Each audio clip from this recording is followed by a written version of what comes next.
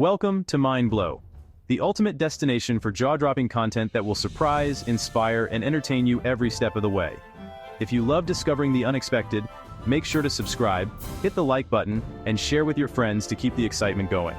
Your support helps us keep blowing minds and creating content you'll never forget. So buckle up and get ready, because this is just the beginning.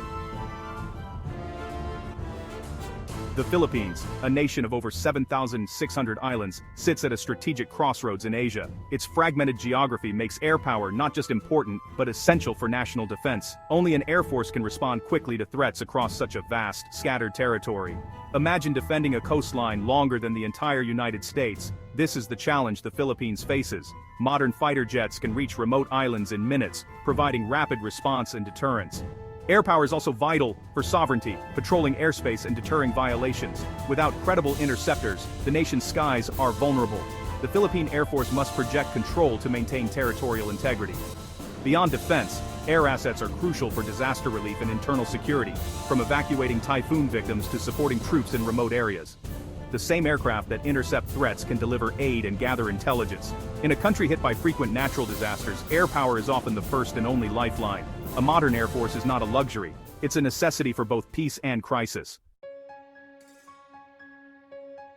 The Philippine Air Force once flew some of Southeast Asia's most advanced jets, thanks to its alliance with the United States. But after the Cold War and the closure of U.S. bases, the PAF's fleet aged rapidly. By 2005, the last supersonic fighters were retired, leaving the skies virtually undefended. This vulnerability led to the 1995 Modernization Act, aiming to rebuild the military. Economic crises delayed progress, but renewed tensions in the West Philippine Sea revived modernization efforts in the 2010s. The acquisition of F-50PH jets from South Korea marked the PAF's return to supersonic flight. These jets were a crucial first step, but not the final answer. The ultimate goal: a true multi-role fighter to restore credible air defense.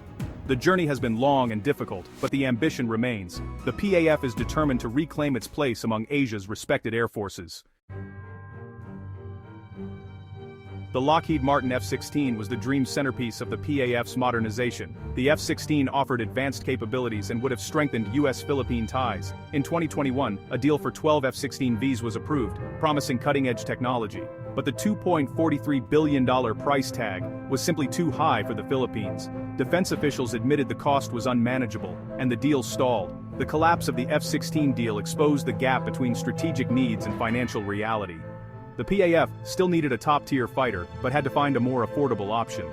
The search for a credible, cost-effective multi-role fighter became urgent. The dream of flying the Viper faded, but the mission continued. The PAF had to adapt, reassess, and look for alternatives. The quest for the right fighter jet was far from over.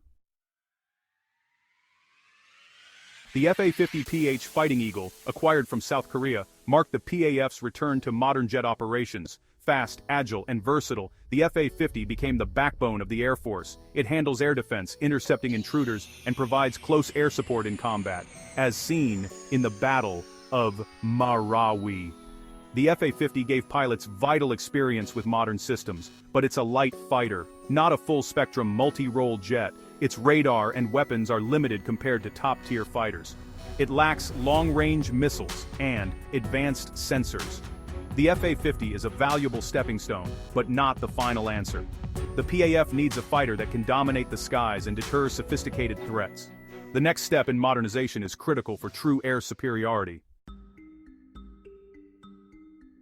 With the F-16 out of reach, the PAF's multi-role fighter program now centers on two main contenders. The Swedish Saab JAS 39 Gripen leads the pack, a lightweight, efficient, and advanced fighter designed for nations with tight budgets. The Gripen's ability to operate from short runways is ideal for the Philippines' island geography. It offers powerful radar, long-range Meteor missiles, and a cost-effective package, including technology transfer. The Gripen is significantly cheaper to buy and operate than the F-16. F-16. Another option, expanding the F-50 fleet, especially with the upgraded Block 20 variant, which adds better radar and missile capability. This would simplify logistics and training, but the F-50 remains a light fighter. Heavier European jets like the Typhoon and Rafale are too expensive to be realistic options. The real contest is between the smart, affordable Gripen and the familiar, practical F-50. The decision will shape the PAF's future for decades. It's a choice between advanced capability and operational simplicity. The right balance is crucial for national defense. The stakes could not be higher. Choosing a fighter jet is as much about politics as it is about performance. Buying American, like the F-16, would reaffirm the US-Philippine alliance and ensure interoperability. But it also ties the Philippines closely to US policy, limiting flexibility. The Swedish Gripen offers a path to strategic autonomy, high-tech capability without deep entanglement in superpower politics. Saab's technology transfer aligns with the Philippines' goal of building a self-reliant defense industry. The choice signals Manila's future direction: double down on the US alliance, or seek greater independence. Each path has risks and rewards. The decision will shape foreign policy and military partnerships for decades. It's not just about jets, it's about the nation's place in a changing world. The PAF's next fighter is a statement of strategy as much as strength. The Philippines faces a defining choice for its air defense. The right fighter must balance capability, cost, and political alignment. The Gripen stands out as the logical high-end option, affordable, advanced, and sustainable. A mixed fleet is the smart path. Gripens for deterrence and air superiority, FA-50s for daily patrols and internal security. This high-low mix maximizes flexibility and keeps costs manageable. Expanding the FA-50 fleet with upgraded variants ensures coverage for routine missions. The focus must be on building a complete system, training, logistics, and doctrine, not just hardware. The PAF has learned from past setbacks. Modernization is a long-term commitment. With wise choices now, the Philippines can finally build a resilient, credible air force. The nation's sovereignty and security depend on it. The future of Philippine air defense is being decided today.